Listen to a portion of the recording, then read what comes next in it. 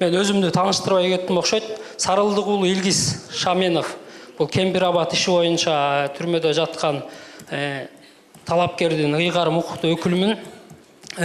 Бир аз биякта айткандын оозу жаман, ыйлагандын көзү жаман болуп, бул жетим тоо, Кемпир-Абад сыяктуу өзүнүн позициясын билгендер бир аз биздин оюбузча 7 айдан бери түрмөдө жатат да. Эми мисалы Бөлтүрүк агабызга окшогондор өлкөгө миллиондогон зыянды алып келгендер бул жерден үй камагына чыгып кетип атат.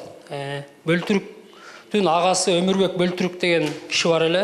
Биз ал кишилер болуп, ушу Кумтөрдүн кыргыз элисине өтүшүнө, анын ичинен Нарын областына 1% бөлүнүшүнө болгон жыйындарга активдүү катышып келгенбиз. Эми Бөлтүрүк мырза бир аз ысырапкорчулук кылып, дивандарды кымбат баалуу сатып алып, көптөгөн миллиондорду дизайн же керексиз ысырапкорчулукка жол берип, зыян келтирип аткан кишилер чыгып кетип атат да, анан өзүнүн оюн, позициясын билдиргендер айлап, 7 айлап ушу түрмөдө отурат да. Эми жакшы жагы деле бар. Өнүктүрүү фонддор, туризм фонду иштеп атат.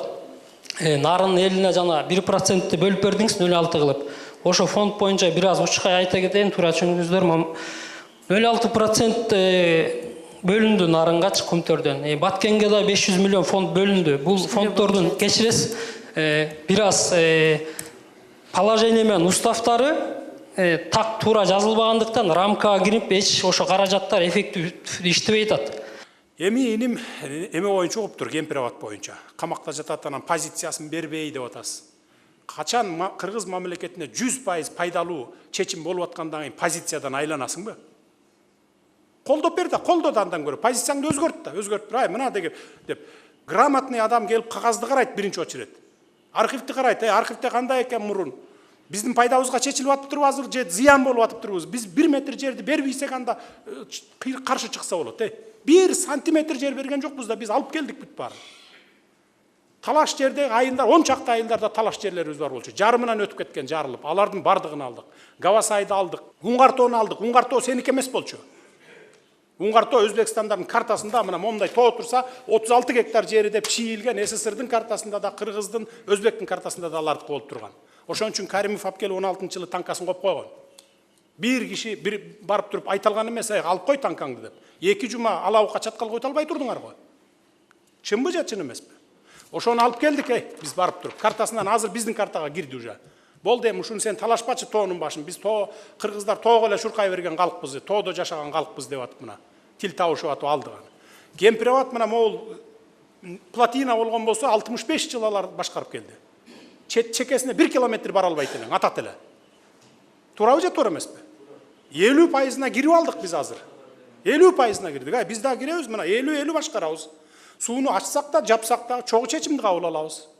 Анан 900 горизонталдан ашпайбыз. Силер 907 менен кармап жүргөн экенсиңер, айылдын баарын суу каптап кеткен экен, биздин жерлерибиз айдалбай калып атат. Колдоно албай калып атабыз. Мына 900 менен кармайлы деп ошого түшүрдүк. Анан кичине мындай бир оппозиция болуп чыкканда дагы жүйөлүү чыксаңар бир жөн анда. Мындай бир факт болуп анан кийин биз тим эле бүт жердин баарын бербейт, биз туура эмес кылып атсак анда чыксаң, мен да анда тартынат элем. Койгоку булар деги туура эле чыгып атат депчи. Анан Бөлтүрүктү салыштырып атасың сен. Бөлтүрүктү чыгарбайдыңар, муну чыгарбайсыңар. Бөлтүрүк жегенин бардыгын кайра төгүп берди. Мына ген прокурор отурат, бардын төктүрдү алып барып туруп. Төгөсүң, анан чыгасың, болбосо түрмөдө чирийсиң деп. Төгүп берди, чыкты. А сенин Шаменов досуңку ал башка преступление вообще. Ал төңкөрүш кылам, мен көңтөрүш кылам деп акча таратып, көрүнгөн жерге акча берип, блогерлерди жумшап ушинтип атпайбы? Анын айырмасы асман менен жер дейди. Азыр деле принцип ушундай бизде. Министрлерди ичип жеген министрлерди кайра төктүрүп туруп чыгарып коебуз. Чыгарып атабыз. Эмне кылабыз аны түрмөдө карап жатат. Мына билим берүү министри боюнча эле. 110 000 доллар алып кармалды эле, кайра баарын өкмөттүн полисине төктүрдүк дагы, өзүн чыгарып койдук. Ал башка бирөөдөн алган акча болчу, ошол өкмөттүн пайдасына кетти мына. Мына ушундай сыяктуу. Мындан ары ушундай саясат уланат. Жедиңби, жегениңди 2 эсе, 3 эсе кустурабыз, төктүрөбүз, кайра кайтартып туруп, анан кийин чыгарып кое беребиз. А берки башка преступление, ал башка иш ал. Коомго зыян келтире турган ишти жасап атса, анан биз неге башынан сылап отурушубуз керек алар? Андай болбойт сылануу. Фонд боюнча Нарынга 6% боюнча деп. Анан бир мындай эле максатсыз пайдаланып кетпесе экен деп атпайсызбы? Аныңыз туура. Буга чейин кум төрүш дегенден баштап көлгө 1% берип келатат. 1%-тин пайдасын, таза кирешесин берип келатат да кум төр. Эч бир жыргап кеткен бир объектта курулган эмес, элге пайда да келген эмес, бүт жеп уурдап кетишкен да. Азыр прокуратура текшерип атат 2013 жылдан беркисин баарын, 10 жылдан беркисин баарын текшерип атат. Пайдалуу нерсе салынган эмес. А нарындыкка 500 канча миллион чогулуп калган экен, мен анын бир тыйын коротпойсуң дедим да, азыр мамлекеттик ипотекалык компания аркылуу жаңы үйлөрдү куруп, кичинекей бир 5-6 үй болсо да куруп туруп, бир 5 этаж же 9 этаж, эгерде положенный үй болсо 9 этаж курабыз. Элге 20 жылдык эме менен берели деп атам.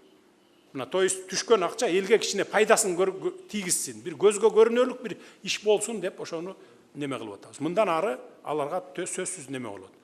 Так, пайда болот, пайдасыз кетпейт андай акчалар. Саламатсызбы, урматтуу Садыр Нуркожоев, жана бүгүнкү жалпы менин кесиптештерим. Бүгүн бизге аябай жакшы күн болуп атат. Кыргыз элинин тарыхында өзгөчө күн болуп атат. Мындай кандидаттар менен биринчи жолу президент жолугушу уюштуруп атат. Бул мүмкүнчүлүктү түзүп берген үчүн сизге чоң ыраазычылык. Баарыбыздын атыбыздан билдирем. Анан менде бир суроо. Мен Сагидаева Салтанат Ариповна Жусуп Баласагын атындагы Кыргыз университетинде көп жылдан бери мугалим болуп иштейм. 35 жыл өмүрүм ошо жерде өттү. Кандидат наукмун, доцент. Бүгүн эң биринчи суроом сизге бере турган, ушул бардык кандидаттарды бир жерге чогултуп, ушул Ленин районундагы баарыбыздын кеп кеңешибизди уга турган элди жалпы бир дем алуу күнү чогултуп, баарыбыз барып ошо жерде элдин алдында өзүбүздүн программабыз менен тааныштырып, ар бир шайлоочу өзү жөнүндө маалымат берип, анан Кыргызда жакшы кеп бар, эл тараза, эл сынчы дейт. Ошо жерден жалпы элдин сөзүн уксак деген менде бир сунушум бар. Андан кийин дагы бир сунуш, эми мен окутуучу катарында, окумуштуу катарында Манас таануучумун өзүм. Көп жылдан бери Манас таануу сабагынан улуттук университетте сабак берем, бардык факультеттерге. Азыр бизде бир ушул мүмкүнчүлүктөн пайдаланып, сизге бир суроо берип калайын деп атам. Бул суроо азыркы жакынкы күндө биздин сааттарыбыз бекит, ошол сааттарыбыз бекип жаткан учурда кээ бир улуттук университеттеги факультеттер Манас таануу сабагын өтпөйбүз, кабыл албайбыз деген мындай мамиле болуп жатат да.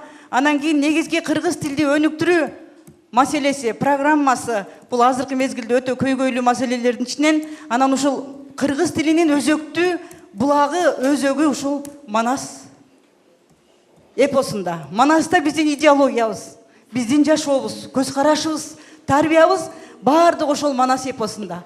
Эгер ошол Манас эпосу менен тааныш болсоңуздар, жаштарды эң биринчиден бала бакчалардан баштап азыр жогорку окуу жайларына чейин Манас таануу сабагын толук кандуу өткөрүшүбүз керек. Саатында көбөйтүшүбүз керек. Азыркы биз окутуп аткан сабак болгон 18 саат лекция, 12 саат практикалык иш. Бул 36 сааттын ичинде эч нерсе чечилбейт. Эң биринчиден ушул маселени бир көңүл буруп кабыл алып койсоңуз, мен сизге өтүнүчүм ушул эле. Рахмат барыңыздарга. Ак жол, урматтуу кесиптештер. Баардыгыбыз биргемедебиз, биргемеде сүзүп, ийгиликке жетишели баарыбыз. Ким тандаса дагы эл тандайт. Бир нерсени айтып кетейинчи, бул тарых үчүн. Анткени бул жерде жалаң саясатчылар отурасыңар, илимдүү адамдар отурасыңар. Өзбекстан менен маселе чечиште, чек ара чечиште өтө оор болду. 1,5 жыл күнү түнү дебей мына Камчыбек Кыдыршаевич башында туруп, бир Ташкентке барат, бир алар кайра бизге келет, ошентип отуруп биз Гавасай деген жер, бул жер 19.000 гектар жер экен. Илгери Союз кезинде 19 деп коюптур, спутник менен өлчөгөндө где-то 15.000 гектар жер болот экен. Накталай жер. Ошол жерлерди тытышып отуруп, урушуп, папкаларды ыргытып, сөгүшүп чыгып кетип, кайра кирип, ошентип отуруп, айлап жылдап отуруп, ошо жерди кайра алып келдик. Бул жер мисалы биздин бетибизди карап турган жер, биз жакты карап турган жер. Бирок суу агат экен дагы, ошону 56-жылы биздин эле өзүбүздүн чиновниктер бербеген экен, ошол жактын жергиликтүү чиновниктер. Эме биз эттин жүнүн неменин жайытты төлөй албайбыз, башка кыла албайбыз, планды аткара албайбыз, Өзбекстанга берели деп берип салган экен. 56-жылы өткөрүп берип салат, 61-жылы карта өзгөрүп, алардын картасына кирип кеткен, туурабы? Мына тытышып отуруп, ошол жерди алып келген Камчыбек Кыдыршаевич болчу. Ошон үчүн мен геройлук, баатырлыкты бердим. Мына ушул тарых үчүн ушу баатыр берейинчи депчи. Анан аны да баягы досуна баатыр берип алды, анан тигинти минти деп неме кылды, жазып чыкты көпчүлүгү эми сайттар. Бирок тарых өзүнүн баасын берет, документтерди карап туруп берет.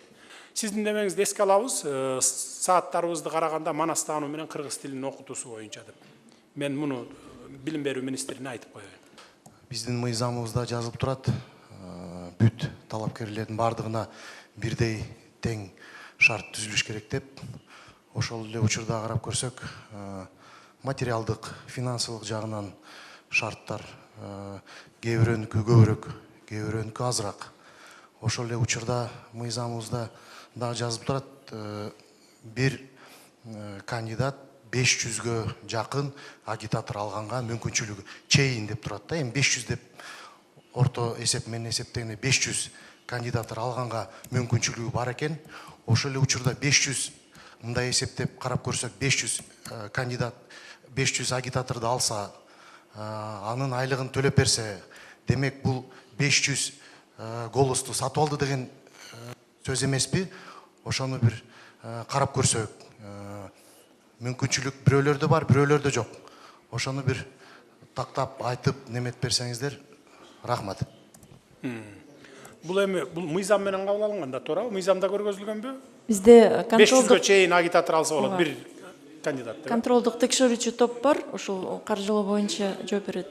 Искендер Төрөбаев Гайыпкулов жетектейт. Ага айлык эмес, ал кылган ишине вознаграждение депчи. Ошол үчүн биз салыктан да бошотулган, илгери мындан салыкта калчу. Өткөн жылы мыйзамдын алдында салык кодексине киргизип бошотулуп, бул болгону ошол агитатору иштегенге машинасы менен жүрөт, башка ошого келишим менен ошол үчүн бул подкуп эсептелбейт. Ошол 500 кишини ар бирин келишим түзүп бизге регистрациядан өткөрүш керек. Бул мыйзамдын негизинде.